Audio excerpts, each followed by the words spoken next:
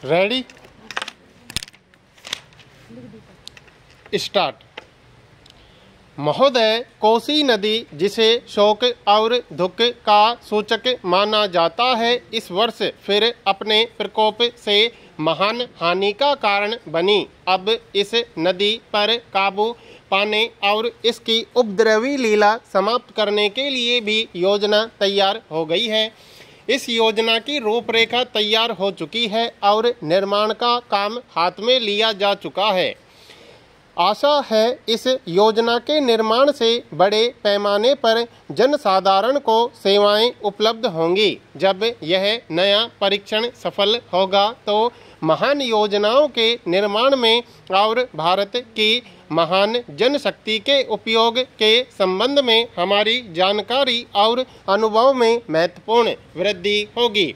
औद्योगिकरण के क्षेत्र में उन्नति, उत्पादन में और अधिक वृद्धि और भारत की प्रति व्यक्ति आय में वृद्धि विचाराधीन वर्ष की कुछ महत्वपूर्ण बातें हैं। औद्योगिकरण के साथ ही रोजगार के क्षेत्र को विस्तृत करने के प्रयत्न भी बराबर जारी हैं। कुटीर उद्योगों और घरेलू धंधों को प्रोत्साहन देकर औद्योगिकरण और रोजगार में समुचित संतुलन स्थापित करने का प्रयास किया जा रहा है। यह बात सभी स्वीकार करते हैं कि यदि भारत के जनसाधारण को उदासीनता और हार मानने की भावना से मुक्त करना है तो बढ़ती हुई बेरोजगारी को दूर करने का उपाय करना होगा। इस दिशा में घरेलू उद्योग धंधे बहुत से लोगों को आंशिक या पूर्ण उपयोगी काम देकर इस समस्या का बहुत कुछ समाधान कर सकते हैं।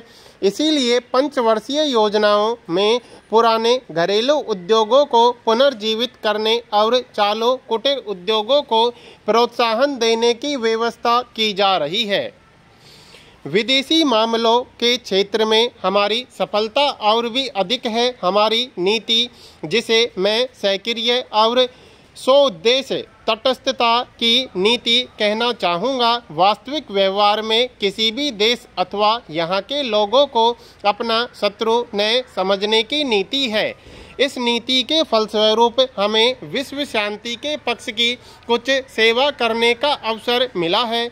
हम प्रसन्न और आभारी हैं कि संसार के राष्ट्रों में भारत का स्थान इतना ऊंचा है। इंडो चीन निरीक्षण और नियंत्रण अंतर्राष्ट्रीय आयोग की अध्यक्षता हमने स्वेच्छा से स्वीकार की है और हमारे नागरिक यथासाध्य उस देश में शांतिपूर्ण निर्वाचन संबंधी समस्याओं का सामना कर रहे हैं। हम सभी राष्ट्रीय अथवा अंतर्राष्ट्रीय समस्याओं का निपटारा शांतिपूर्ण ढंग से चाहते हैं। मुझे बहुत प्रसन्नता है कि भारत में फ्रांसीसी बस्तियों की समस्या शांति और सद्भावना के वातावरण में सुलझ सकी है। शांतिपूर्ण प्रणाली की सफलता का वह एक महत्वपूर्ण उदाहरण है। दुर्भाग्य से भारत में पुर्तगाली बस्तियों की ऐसी ही समस्या को सुलझाने की दिशा में प्रगति नहीं की जा सकी।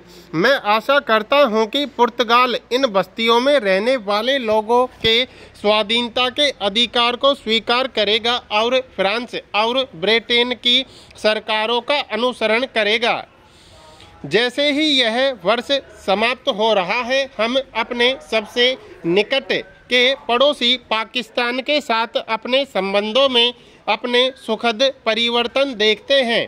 पाकिस्तान के लिए हमारे हृदय में सदैव से पूर्ण सद्भावना और शुभकामनाएं हैं।